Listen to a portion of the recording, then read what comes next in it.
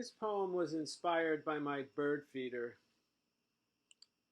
I am a god to the birds.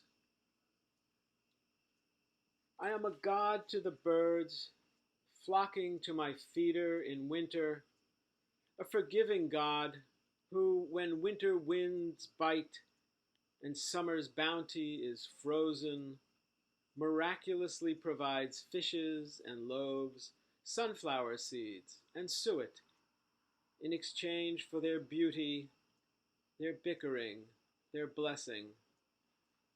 They cannot know how I praise them through the glass, astounded that they can fly and I cannot. That for them fear is so ordinary, so transcendent, that they proclaim the glory.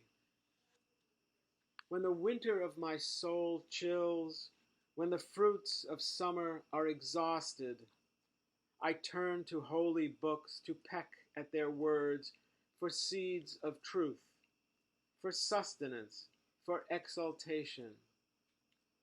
I revel in the mystery, the prayer that a God behind the window loves me enough to feed my soul.